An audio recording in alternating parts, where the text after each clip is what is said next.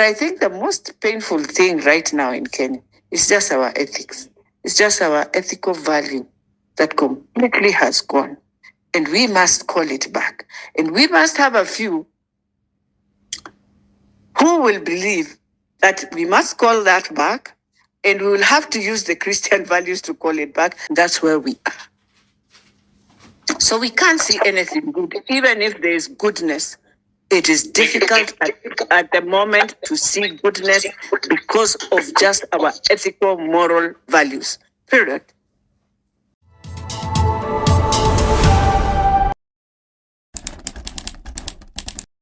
Beatrice, over to you. And congratulations, Beatrice. The prayer was good. Okay. Thank you. Well, Dibal, you know, a prayer is a prayer. I find it very difficult because I think I just prayed, and maybe I prayed on something that I felt it is for all of us leaders. And it's not just something, I think those are the issues that we just need to go through as leaders. As we move into the new financial year, you realize the prayer breakfast comes in just when the month of May is ending, you're entering June in budgets. And so sometimes it's good for us to also reflect, guide ourselves, find a way of making that new financial year. And you remember in that prayer, I kept on saying, may God help us for our shilling not to be a curse, but to be a blessing to the country. So it's for each of us how we pick it and how we do with it. I think it's that's the ushenzi or the whether mshenzi ama si mshenzi. But then the other thing is that you see now sometimes it's very sad because we have a country as Kenya, a very good country. A country, as Ken says, that stands on the principles of Christians. And Vero has also talked about it. It might anger us, yes. But then we also have our brothers who are Muslims, brothers and sisters. And don't forget, I'll be very honest as a Christian, both spirits, we pull in. We find ourselves pulling each other. But then for us as Christians, I think we are carried more, we are carried away, and I'm thinking we have taken it in a so worldly way. We don't believe anymore that there is this Father in heaven sometimes who can come and deal with some of these issues. And he will deal with them. He will deal with them. But it is a nation where, again, we have to ask ourselves before we even now cry and do. You see, all of us, there's something we've just done wrong to our own nation. All of us. We cannot point finger to this one, to the other one. We will not be solving that problem. But we need to come out, a few of us. When we say it and know that the next step I must be doing is doing at least one thing that is right, trying my best because I know I'm not perfect, I'm not human, so that we start changing all these things that we are seeing. Because even if we cry how, we will just be like the same Israelites who are Christians like us those days.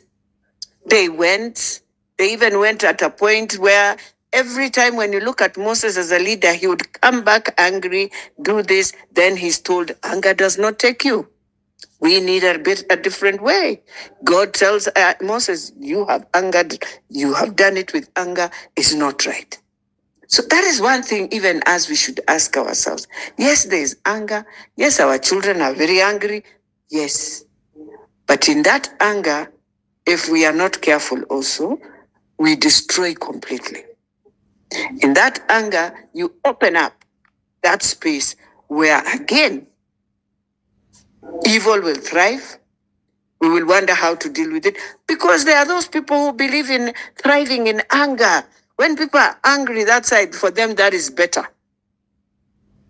And we have to, if we are serious, we are Christians, we do this, whether you go to church or not does not matter. But the most important thing, does the value matter?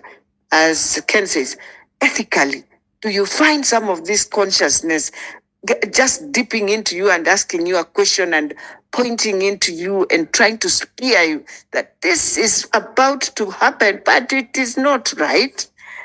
And you are able to, because now also in the challenge we face in our country is like we fear so much that sometimes even when you want to do the right thing, you call out because you see.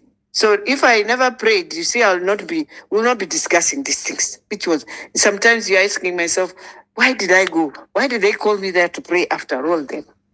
Because you're praying to God. You're not praying to this human. No. The prayer was to God to help us. The prayer was to God to help us, lead us, who God has given us a privilege to be in any position.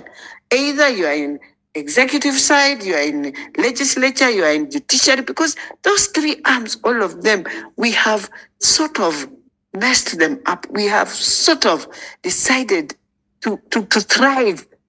We call it corruption, call it anything, shortcuts, everything. It's in all of those. If we do well in this other side will do well.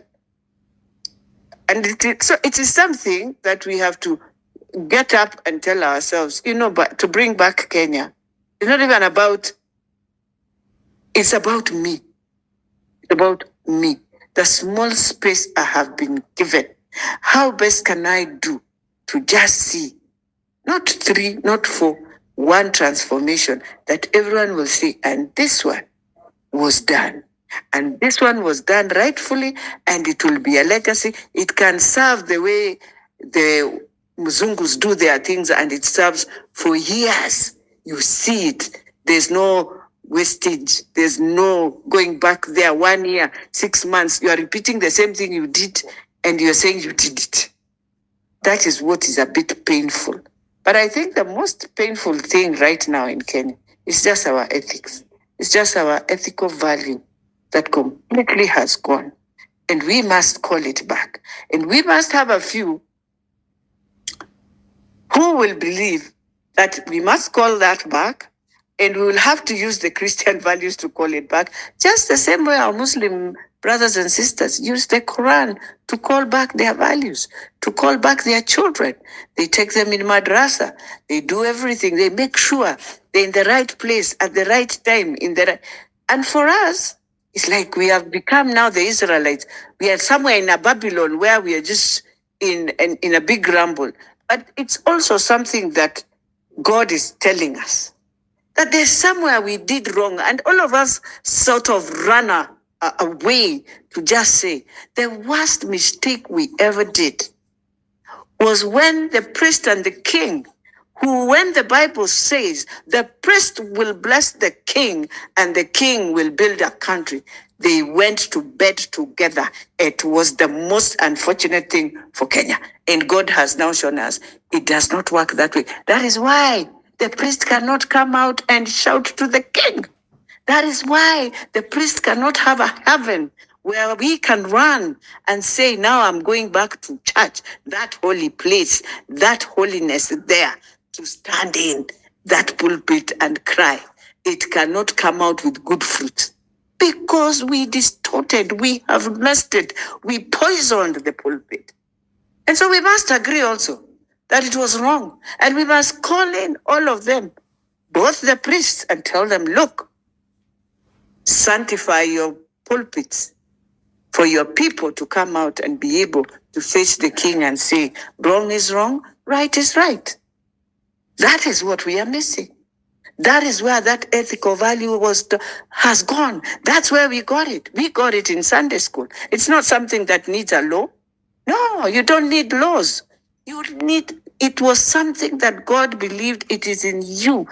It's in your inner that you have to stand with what is good or bad. That you can think, I can kill. It is not about the law that time. It is you in yourself that evilness has just entered. And so that is one thing as Kenyans, the day we agree, we went wrong. We put the two together where we knew this one, when he goes wrong, So where does he go? The Bible said when either David or whoever was wrong would run to Samuel and will tell Samuel, I need prayers. I am wrong here. So here, we have no place to run. Even as leaders, we are just hanging there. Then you'll find us in church. Then we will say everything we want to say. Who says God will allow the pulpit to be done that way? That's why you'll bring us into this confusion and tell us, now sort it out. See how it hurts. See how it kills us. Kills us in your spirit, kills us in our physical. That's where we are. So we can't see anything good. Even if there is goodness, it is difficult at the moment to see goodness because of just our ethical, moral values. Period.